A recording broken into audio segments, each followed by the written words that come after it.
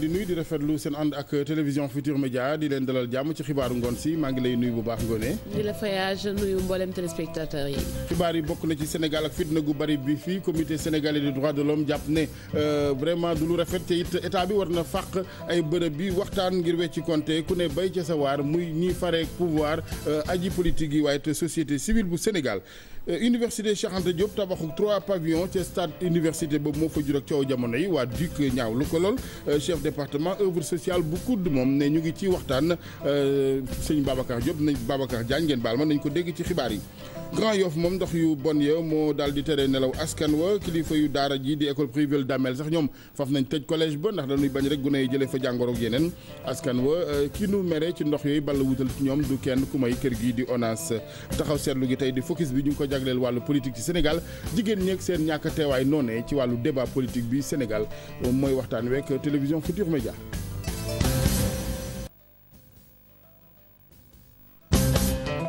Ngoné xibaar yi waay ju faatu ci saasu mat ci atelier tailleur bu mu doon ñawloo. amoon na lu toll ci juróom-benn fukki at ak juróom-benn jëndoon ay yére foofee ca booru Colobane démb ci ngoon doon ko defarluwaat ca atelier ba nag ca la daanu daal di ñàkk ba kanam ca saasa moom nag ma nga doon wuyoo ci turu ko Assane Traoré moom dañ ko mujjee évacué ca l'hôpital principal fa nañ kon bu néew ba sapeur pompier yi ñoom ñoo ko jël si mbir mi nag choqué na ña fa nekkoon tailleur baag ña nekkoon ca boor ya kii moom àdduna ci dellusiwaat ci ni mu demee.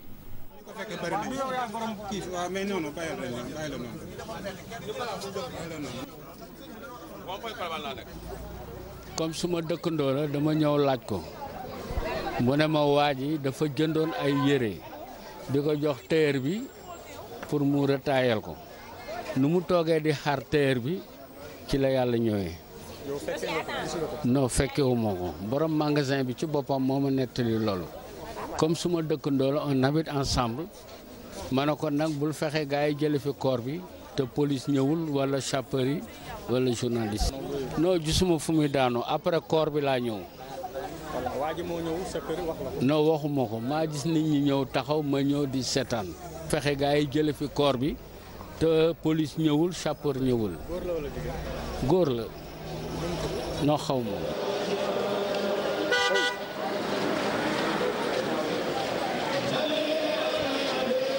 comité sénégalais bi yittewoo ak yelleef doomu aadama ci njiital président Alioune Tine li nu ñaawlu mooy ngat-ngat ak fitna gi ci réew mi ñoom jàppuñ ne lu war la état bi war na fàq ay bërëb bi waxtaan ngir jàmm dellu si ku ne bay ca sa waar. violence boobee la kon ñu bëgg daal mu daal di tegu suuf ndax nañ nag ni il faut que ñu delloo si waat ay conditions yoo xamante ni waxtaan dina mën a am dialogue ci diggante acteurs yi parti politique yi xeexit lépp lu jëm ci wàllu fitna waaye it société civile bi joué rôle am dëgg Alioune Tine njiital comité sénégalais des droits de l'homme am na lu mu ci jot waxtaan ak Salimata Seck. boo xoolee violence bi d'abord ci làmmiñ ak waxin bi la ay waxin bu dëgër waxin bu ñagas te booy xool violence bi mi ngi ci réewu taax yi waaye it mi ngi ci village yi waaw parce que léeg-léeg nga gis ci problème foncier yi ñi jël ay yat jël ay jaasi ne tey ñun pare nañu bàyyi fa suñu bakkan wax jooju la ñu war a bàyyi. parce que wax jooju c'est extrêmement violent donc nañ ko teg ci suuf te it di woo sénégalais yi ñoom ñëpp ñu bokk àndandoo lépp loo xam ne dafay indi violence ak forme bu mu mën a am ñu bañ ko. te it jot na leader politique yi waxtaan ak seen militants yi former leen sensibiliser leen parce que lépp loo xam ne jóg na ci violence ñu bàyyi ko parce que souvent militants yi nga xam ne xamuñu. wala comprendre ñu ñoom léeg-léeg ñu xeex ba bàyyi fa seen bakkan sax te jaru ko donc politique. université Cheikh Anta Diop ca stade université ba tabaxu ñett ci ay pavillon moo fa jur coow jamono yi ndax ñi nga xamante ni seen xol sport gee ca ne ñoo ko ñaawlu bokk na ca waa DUC Léopold Zalimi vice président bu dig moomee ñaawlu doxalin wi jëm ci tabax fa ñetti pavillon ci stade boobee ñu yëngatu di ca tàggatu ci seen yaram ñu déglu ko moom Léopold Zalé ci micro Aïssatou Paye Fall ak Modou Diop. mais lu ma mënul comprendre comment le ministre moment bi ngeen di génne 3 milliards 500 millions di ko jox université Gaston Berger bu Saint-Louis yéen ngeen bëgg Saint-Louis mu am ay infrastructure yu baax yu moderne ngeen ne université Dakar non non yéen doo leen am mais au contraire damay ñëw fekk li ngeen am lu tuuti loolu ngeen am ma ñëw tabax ci ay pavillon mais étudiants yi bëgg nañu pavillon étudiants yi ñoo gën a bëgg pavillon parce que dafa leen di dimbali mais étudiants yi ils sont pas d'accord pour ñu ñëw tabax ay pavillon ci biir stade bi parce que y aura plus de sport mais recteur bi mais nit mënul ñëw yow bu ma doon ñëw sa kër tey ñame ma dugg sa salon te jaaruma ci yow recteur mooy responsable stade bi ci domaine université mais évidemment que ministre bi daf ko wax rek évidemment ministre bi mënul ñëw tëb fii rek dugg fii rek commencé naan dañ fi def ay pavillon mënu ko def il faut mu wax ak recteur ne ko lii ak lii la ñu bëgg a def ñoom ñoo waroon wax ministre bi monsieur le ministre ça va être très difficile loolu mënul nekk. seen yitte yooyu nag ñoom ñooñu di waa DUC ñeel stade ba ci université responsable bu département œuvre sociale bu COUD indi na ciy leeral. moom Khalifa Babacar Diagne xam le ni kon yëf yi xëy na jaragul coow ndax sotteegul te sax ay waxtaan ñi ngi ko ci amal ñaari wàll yi jot nañoo def ab diisoo Khalifa Babacar Diagne ci micro Aïssatou Pay Fall. am ñaari intérêt yu laalante ci sunu njaboot mooy étudiants yi intérêt bu njëkk bi mooy. pavillon yi 1444 lits la yu ñu war a livrer fii ak année bii di ñëw yu ñu war a tabax xam nga étudiant moom bokk na ci li gën a jafe ci moom mooy ay néeg donc bu ñu nee 1444 lits lu am solo la ci fii ci Université de Dakar beneen bi mooy ñi ñu tuddee communauté sportive ñi nga xam ne jàpp nañ ni loolu warul am ci terrain bi may leeral ne projet bi du laal terrain football bi carrément. benn partie la rek ci wetam la ñu bëgg a jël tabax ci ay pavillon et ci projet bi am na ay mesures sax d'accompagnement yoo xam ne dañuy defaraat stade bi xëy na problème de communication moo ci am ci suba ba léegi mën naa ni bokk naa ci ay réunion yu am solo yoo xam ne am na ci ñooñu ñu waxoon ñu ci bokk et li ma ci jàngat mooy mbir mi ngi évoluer mi ngi jëm ci côté boo xam ne xëy na jàmm mën na am ci fan yi ñu jëm. code de la presse beeg jafe-jafe yi ci assemblée nationale dinañ ko wote am déet président assemblée nationale Moustapha Niasse xamle ni gouvernement bu Sénégal sàkku na ñu ñoddiwaat boobee texte génne ngir gëstu yeneen di étude laata muy dellu si ci penc ma ngir waxtaan kon Moustapha Niasse xamle ni boobu texte bu ñu ko ñoddee it assemblée dina dikkaat ginnaaw ay études yoo xamante ni ñi ko war a séq yëpp daan ko séq ngir xool nu ñuy def ba gindiku ñeel code de la presse bi Moustapha Niasse xamle ko jamono yu mu doon teewee ndaje mu jëm ci wàllu assemblée may kilifa réew mi président Sall mu mën a ratifié lu jëm ci traité ñeel jënd ak njaay ci wàllu ngànnaay financement di koppar yi gunge plan Sénégal émergent toll ci ñetti junne ak juróom-ñaar téeméer ak ñaar fukk ak juróom-ñeenti milliards juróom-benn téeméeri milliards dugg na ca ministre économie finance Amadou Ba moo ko xamle ci ndaje ñu jagloon wàllu convention diggante représentant PNUD ak gouvernement bu Sénégal lu toll ci juróom-ñetti téeméer ko juróom-ñetti millions ci wàllu franc CFA ngir rek suivi di ak topp ñeel plan Sénégal émergent ministre Amadou Ba yore wàllu koppari Sénégal ak Chérif Dia ak Thierno Laurent Mendy. système des Nations Unies d'accord na dimbali Sénégal ci téeméeri milliards ak fukk tey jii ñu génne ci benn milliard boo xam ni moom la ñuy dimbalee bureau suivi ndax li nga xam ni moom mooy xëy na bokk na ci sunuy nappu mooy toujours dañu am ay xalaat yu rafet mais ci mise en œuvre bi mu sooxe. tey nag dañoo am beneen structure boo xam ne président de la République daf ko jël sës ko ci cabinet boo xam ne moom mooy topp suivi plan yëpp li ci am solo moom mooy ñaar fukki projet ak juróom-ñaar yoo xam ne incha allah commencé nañ ko taxawal que dinañ ko taxawal bu ngeen gisee tey ni communauté internationale sawaree ci jàppale Sénégal ndax bi groupe consultatif jeexee ak léegi ak tey jii ñu ngi daanaka ci plus de 685 milliards xam ngeen ni loolu dafay wane ni ñoom dañoo tenir ci engagement bi nga xam ni defaloon nañ ko président Macky Sall parce que jàpp nañ ni Sénégal am na opportunité pour jëm kanam kon ñun aussi waruñoo des ginnaaw moo tax gouvernement bi incha allah financement plan Sénégal émergent bu bailleur de fonds yi defee benn ñun dinañ def benn. askan wa ca Grand Yoff ngoone la ñu bëgg ñoom ku leen gunge la ngir jële fa ndox yu bon yey ball wutali ca ñoom jamono yi. ñoom loolaa leen intéressé ndax ndox ya song na seen i kër waaye it collège privé bii di kër Damel le Damel ba waral sax foofee jël nañu dogal dakal fa njàng ma ngir benn feebar bañ faa tukkee dem ci gone yi askan wa nag ONAS la ñu ci joxoñ baram tuuma Chérif Dia Thierno Laurent Mendy.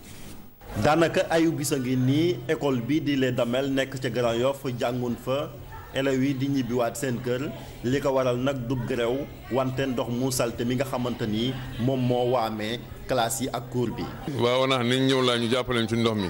ndox mu salte bi nag ci toilette moo envahir école Damel bi yëpp élèves yi jànguñu tey y a 350 élèves ci biir école bi élèves yi nag di xeeñcu xeet gu bon gi ba tax na kilifay école bi jaaxle lool di sàkku wàllu ci ONAS. nit ñi la jàngoro la ñoom ñu nekk ONAS nii def seen liggéey woo naa leen 6 fois ba léegi naan ñu ma wax maa ngi ñëw situation mënul continuer. lundi nag ñu ñëw war a def cours ñu ndox bi kii daal xam nga ndox bi gën a bëri foofu léegi mënuñ toog foofu ci biir salle de classe yi di def cours ak kii air boobu noonu ñu koy nooy baaxul daal. ca wet ga tamit waa kër gi noonu lañuy dundee ko ndox mu bon mi ñoom kontaanuñ dara ci ONAS bi nga xamante ni woo nañ leen ayu bis a ngi nii te teewul. bi xew affaire ndox bi wool naa ONAS depuis alxames aljuma samedi dimanche ha allundi tey dara bésul ONAS dafa liggéeyam. ndox bi mu ngi jógee canal bu mag bi wana affaire kër bi nekk affaire canal bu mag bi feese kër bi retour lii wóorugul baaxul si doomu aadama baaxul sa xel baaxul sa bët baaxul sa xel. waa ONAS nag ñu sàkk ci ñoom rek ñu daal di régler jafe-jafe yi ndox mu bon mi nga xamante ni moom moo lëmbee fii ci Grand Yoff suñ ci gaawul askan wi njort nañ ni mën na leen a jural jàngoro rawatina gone yi ciy foo. ñu des ak askan woowee nga xamante ni ci dem ak dikkam bokk na ci leen ci dimbali ndakaaru bus tata yi ligne yooyu nag borom bus yi ak seen i jafe-jafe ci wàllu am terminus yoo xamante ni daan fa mun a gaare ci anam ñoom waree dañuy improviser ko fàq di taxaw rek ci ñoom jàpp nañ ci beneen wàll ne nguur gi bu dee daam mbébétu changer parc automobile indi wote yu bees na jiite amal ay terminus yu méngoog jamono Nafissatou Sylla Youssou Baro. terminus ngir bisu tata yi ko bërilewul di lu jafe ngir ñoom fépp fu nekk nag ci biir capitale bi transport en commun yooyee dañaa taxawal seen bopp ay terminus fii ci Mamel nag ligne 61 lu ni mel lay dund. bu dee tur ndox sax amul fu ñuy tur ndox benn terminus bi amul kër gu ñuy toog naaj bi bëri na fi te fii du suñu place moomuñu ko place jàmbur la tey jii maire bu ko neexam xëy jëlee nu fi en même temps terminus bi xat na de plus oto yi dafa bu ñu ñëwee du am fu ñuy taxaw du am fu ñuy gaare. Kër Massar terminus 11 ba lañu ñëw terminus jàmbur la waa P11 waa dem dëkk ñoo ko moom mais ñoom heureusement sax ñoom ñoo xaw a yaata tuuti mais dañu ñëw seen biir terminus jeune leen. beneen terminus bu ñu improvisé di fii ci wetu campus bu université Cheikh Anta Diop foofee nag ligne 24 ay jafe-jafe rek la fay jonkonteel moom nag ci tali avenue Cheikh Anta Diop bi la def fa terminus am. kaw tali moom vraiment wóorul daal ndaxte oto mën naa saaraan mën naa def lépp ñëw ci kaw passage yi. léeg-léeg su étudiants yi suñuy geraw dañuy toj suñu oto yi dañuy toj pare-brise yi mbaa ñu toj suñuy weer mbaa ñuy dóor ay grenade fii ci territoire bi. gouvernement bu Sénégal ci programme am fas naa yeesal lii di parc automobile bi waaye ngir dawalkatu bisu tata yi nag li ëpp solo mooy ñu daal di leen utal ca njëlbeen fu ñu mën a taaxirlu di xaar client yi. baa ngi dafa benn parc automobile nañu xool terminus yi ba pare utal nu place bu yaatu defal nu fa ay toilettes. dafa foofu xam ni day am keet bu ñëwee mën fa toog noppalu fa. parce que tey nawet baa ngi ñëw fii taw de seen kaw lay taw naaj bi chaleur bi fi mu ne nii seen kaw lay tegu léegi loolu yëpp waroon nañ ko aménagé dafa leen ay terminus yoo xam ne ay place lay doon yoo xam ne tey nañ fi mën a nekk. ab diir a ngi nii ñu nemmeeku ni bisu tata yi dañaa xaw a yokk fii ci capitale bi ñu gis ni nag utal leen ay doxalin yu wóor ngir mën a defar secteur bi war na ngir rek daal di mën a moytandiku mbir yi daal di jaxasoo bu baax. ñu yegg si ak yéen mbokk yi ci focus di taxaw seetlu gi ñu jagleel tey wàllu débat politique bi Sénégal jigéen ñi sunum réew ak seen ñàkk a teew bu nu ko méngaleeg góor ñeeg nanu daal di ŋàddoo débat bi rek dem ak moom ngoone bàyyi leen ak nuroo la yeeg fecc yeeg pàkkar ñi ak animation loolu mooy focus bi tey ak télévision Futurs Médias. jiiñ nañu âge jigéen ñi ni soo leen wooyee lu ca ëpp daal ay lay la ñuy indi ngir bañ a teew ci yooyee débat gis nañu sax xëy na politiciens yi moo ci tane waaye ñeneen ñi féete ci yeneen kuréel day jafe ngir nga jot ci ñoom loolee nag ñu gis ni lu doy waar la ñenn ci ay taskatu xibaar jëm nañoo jàngat lu waral boobee situation ci reportage Maymouna Ndiaye ak caméra Alioune Diagne. ngir dalal ay soxna ci seeni débat muy rajo wala télé taskatu xibaar yi lu ne la ñuy daj Ousmane Sène ne xam na ci dara. ba dañuy mujj rek xaddi bàyyi dem ci góor ñi. ñu wax ci waxu sax ci mbiru jigéen ñi nga xamante ne ñoom ñoo ko waroon waxal seen bopp. loolu débat bu mujj bi ma amoon Walfadjri c'était sur la parité mais toog nañ fii lu mat ñetti fan avant ñu am ñaari jigéen ñoo xamante ne dinañu ñëw toog ci plateau bi te nag contacté nañ ñu bëree bëri liste baa ngi fi yoo xamante ne woor nañ leen waaye li ci ëpp daal dañoo gantu xamu nag ban gant lañ am. ci misaal parti politique ñu bari ci ñoom ki yore seeni kàddu góor lay faral di doon. parce que parfois da ngay organiser benn débat par exemple jour 4 avril jour 31 décembre nga organiser débat nga invité parti politique yi nga laaj oo benn parti ne ko envoyé ma représentant mais li ci ëpp je peux vous dire qu'à 99% li ci ëpp góor la ñuy envoyé rarement ngay gis nga invité parti politique ci débat mu envoyé la jigéen góor moo ëpp lu ñuy envoyé donc loolu aussi ñoom am nañ ci responsabilité mais tamit foog ñu former seeni militante ñàkk jàng ñu ne mën na koo indi. waaw mën nañoo laajte ndax nekkul ne lii jigéen ñi lu bëri ci ñoom léeg-léeg dañu am jafe-jafe pour mën a dem école wala ñu am jafe-jafe pour am alphabétisation bi xam ci li ñuy war a waxtaanee ngeen ko jekku pour mën a yaatal ci askan wi moo tax wala boog dafa nekk problème boo xam ne ñi ci war a wax dañoo nekk ñoom dañuy spécialisé ci benn mbir la leen gënal mooy ñu wax ci loolu. léeg-léeg soxna yi neneen la ñuy gisee ndax bañ ku leen di joxañ mu mën leen a yàqal nag lu bari ci li ñuy liggéey wala sax ñu koy gëstu. age ci wàllu woowu gis nañ la ñu wone la ay góor rek wër la. nu mu demee noonu xam naa illustration ngeen doon wut rek mais li ci penc mi gis nga ni du ay góor rek fi jaar def nañ fi sur le divorce y avait des dames ngoné donc je demande en direct la TFM ci boppam jigéen ñu bari ñu dajal nag ba tey ñeel débat politique bi ak seen ñàkk bokk ci ñoom gis nañ ni daal lu baax la ñii di association yi yëngu ci wàllu parité yokk sensibilisation gi ndax gis nañ ni daal combat la budul yomb Aminata Mbaxe Sow Modou Diop Mar Dieng. soxna yi ku nekk am benn secteur d'activité boo xam ni ci ngay yëngu. ñoom nag seen gis-gis uute lool ci doxalin yenn organisation de défense des femmes. à chaque fois jigéen dafa war a nekk ci ginnaaw góor mais tamit su dee ci modernisation bi jigéen tamit góor fu mu taxaw rek jigéen war na fa mën a taxaw. bu ñu waxee ne jigéen bi ak góor gi dañu war a tolloo ñu war ko wax ci place de décision yi ñoo tax ñu koy wax. fu nit war a toog góor war fa toog jigéen war na fa toog. Gina di artiste gis ne yenn laajte yi soxna yi di laajte daf de rek lu mënul nekk.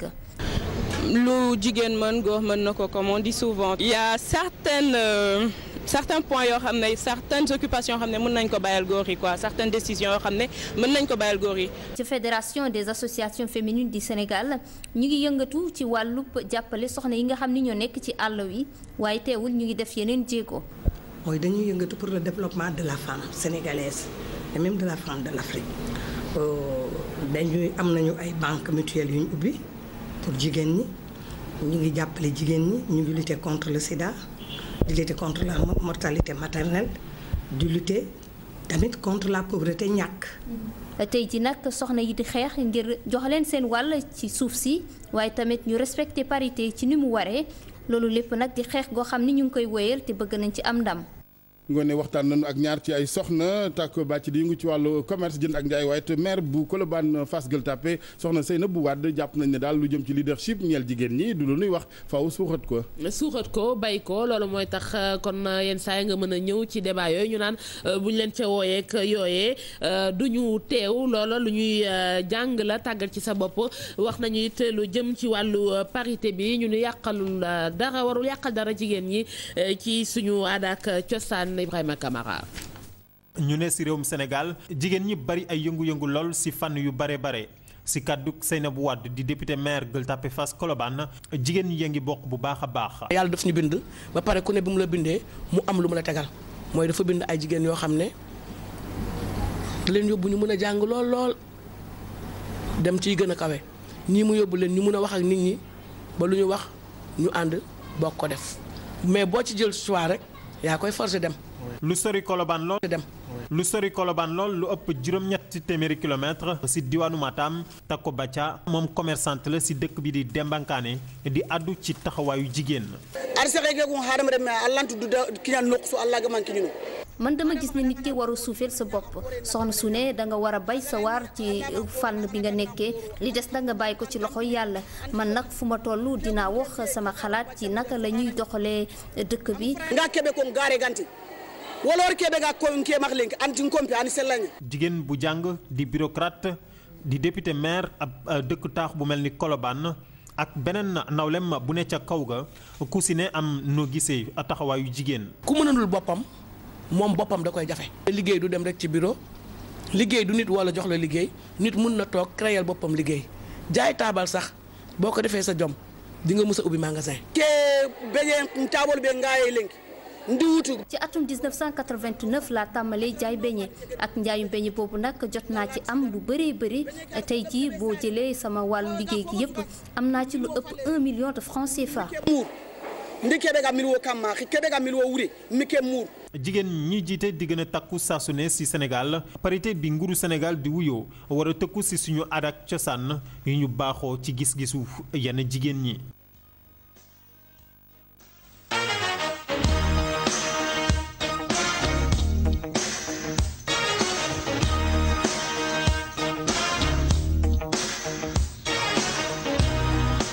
ñu yegg si ak yéen mbokk yi ci wàllu tàggat yaram football bi ngoo nekk lu ñeel équipe yéego daal dinay wàcc kon ci Ligue 2 bi loolee gannaaw ba mu daanoo ñeenti bal ci dara ci kanam ONGB mu soxaloon 23e journée Ligue 1 bi ñu amoon fukki poñ yoo xamante ni waroon nañu ko dabu ci premier non relégable mu mel ni kon jafe na ci ñoom ba daal wàcc nañu dem sax des na ñetti journée laata jongante yi di jeex ba tey ci wàllu football Casa Sport moom dafa daan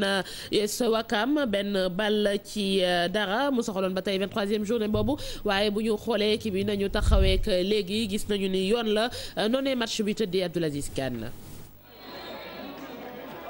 Ouakam Casa Sport jongante diggante ñaari équipe yu bokkul jaar-jaar Ziguinchor waaye ñu ngi ci juróom-ñaari match yu ñu amul jël waaye Ouakam waaye ñoom ñu ngi toll ci juróom-ñaari jongante yu ñu amul ndam seen daje ci ñaar fukk ak ñetteeli bés bi soppiwul mbir yi penalty bi Lamine Fane dugal may Casa Sport mu daan benn bal ci dara. mais dama ne xale yi 50% pour gagner équipe joueurs yi la entraîneur bi 25% la beneen 25% bi terrain bi moo koy joxe ambiance environnement bi yéen la du kenn. ca Ouakam demu Malick Diop bi daldi mooy indiwul ay coppite. affaire bi amul difficulté parce que da nga koy xoolee neneen ni mooy lu ñu assigné woon ñun par rapport ak équipe bi lu mu jot a jàll mooy que nañu redresser club bi remettre ko si yoon pour que dans les années à venir ñu mun a gagner yéen journalistes yi yéen ak suñu performance yéen a bëggoon def ñu favori par force di ma laaj chaque fois que ne ndax champion man waxoon naa leen non mais bi ma leen waxee non amoon naa gis-gis bi donc ay xale la ñu yor soo leen seetloo défense su phase aller bi yëpp joué tul Mbaye Dia nekkatu fi Sila nekkatu fi Serigne Modou joué wul Daour joué wul donc toute la défense de la phase aller ñu renouveler affaire bi def ko ak ay xale yi ñu ngi ci am ay difficultés mais ci apprentissage lañ nekk. ba ñuy jeexal xaaj bu njëkk ci championnat bi Ouakam mu ngi nekkoon ci podium bi fekk Casa Sport dugg ci zone rouge bi waaye tey jii championnat bi des ñetti match Casa Sport moo nekk ci podium bi Ouakam moom mu ngi ci juróom-ñaareeli place bi. ba tey ci wàllu football waaye mondial bi juróom-ñeenti fan des ci Colombie moom seen attaquant vedette bi di Falcao déclaré na forfait ngir lu soxal mondial boobu yeneen i xibaar ci mondial bi Nigéria foofa Sunday Mba moom it jàpp nañu ni du ca teew Cheikh Sadibou Diarra Mame Fatou Ndoye.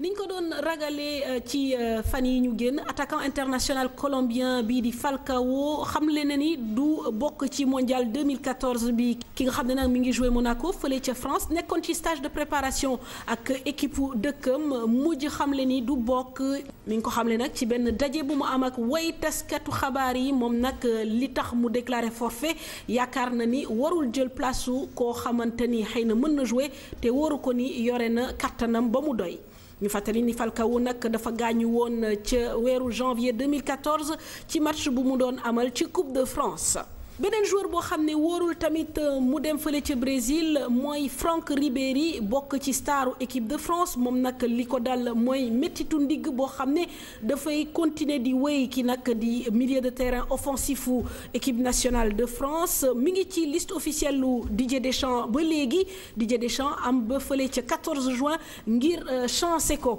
waaye nag li média français yi xamle mooy ni bu Ribéry bokkul ci matchu xarito bi nga xam ne France war na ko jonganteeg Jamaïque boo moyul du gis Brésil. ñu fàttali ni nag ci coupe du monde bi maanaam liste 23 joueurs 32 nations yi nga xamante ni ñoo war a jongante ñëpp xam nañ leen mu mel ni nag sélection africaine yi dañoo dellu di jox seen kóolute ñi fa doon nekk ba léegi xanaa jàpp ni nag fële ca Nigéria kii di Sunday Mba nga xamante ni attaquant bu wane woon xarañam la ci CAN 2013 bi moom kii di Stéphane Keshi daf ko génnee ci équipe am jàpp ni tamit ci équipe bu Nigéria Shola Ameobi di attaquant wu Newcastle woon nañ ko fële ca Côte d'Ivoire tamit mbetteel yi bëriwul xanaa bàyyi xel kii nga xam ne mooy Seydou Doumbia nekk meilleur buteur fële ca championnat russe moom nag Sabri Lamouchi boolewu ko ci listam. Jason ñu tàggoo di ngeen daje incha allah ba suba 19h30. ëllëg ci waxtu wenn wi ngoone di leen gërëm mbokk yi di leen ñaanal fanaanu jàmm 20h ci français Sara Leya ñu fanaan jàmm.